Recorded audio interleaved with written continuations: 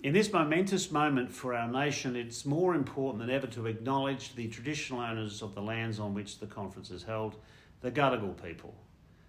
I pay my respects to their elders past and present, and I extend that respect to all Aboriginal and Torres Strait Islander people with us today.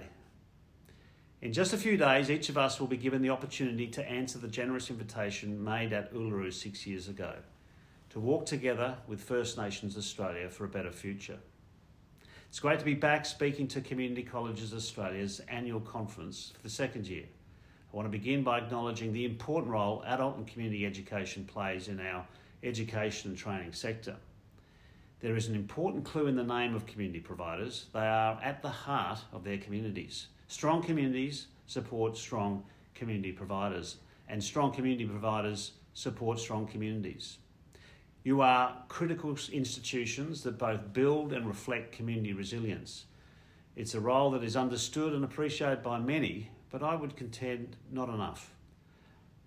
I want to see it recognised in its rightful place alongside formal schooling, vocational education training and university.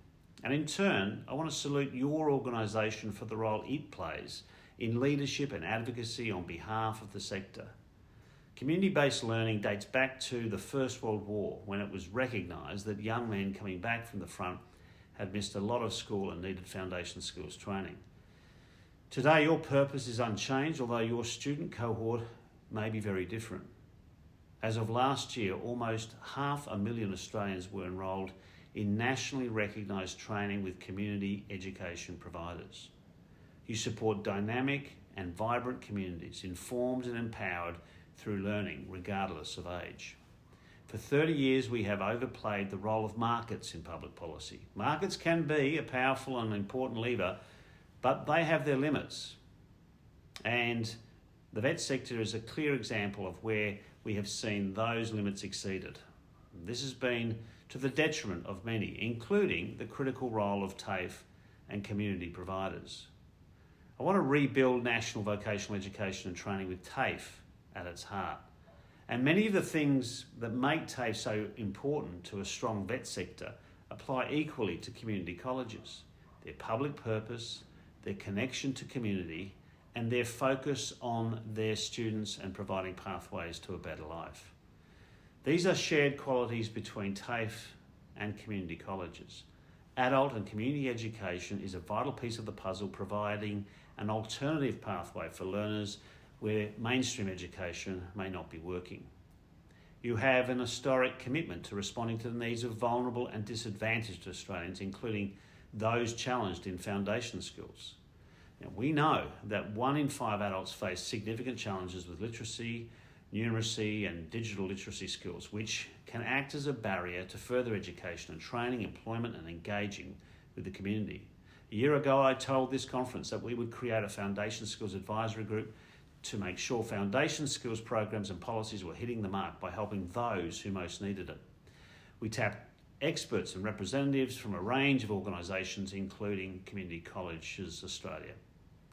As a new government, we were taking the opportunity to ask whether we could support more Australians by making access to foundation skills training easier and more inclusive. Because of that advice, we're investing over $400 million to reform foundation skills programs through redesigned Skills for Education and Employment program. And I'm continuing to work with my state and territory ministerial colleagues through the forthcoming National Skills Agreement to further support foundation skills, including through community providers. We've also commissioned Jobs and Skills Australia to deliver a landmark survey to assess literacy, numeracy and digital skills levels across the country.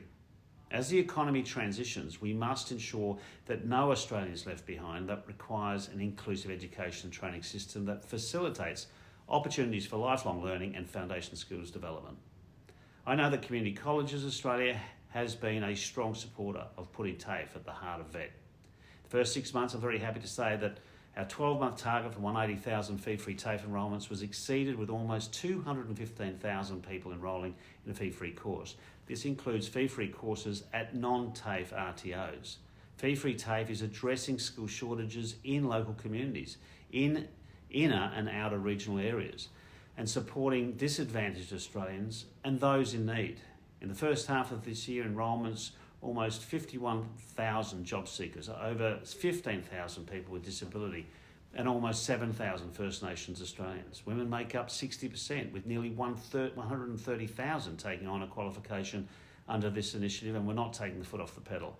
We're funding a further 300,000 free TAFE and vet places that will continue next year. Whether it's digital technology or the care economy, lifelong learning keeps the neural pathways open, keeps you engaged in society and builds healthier communities.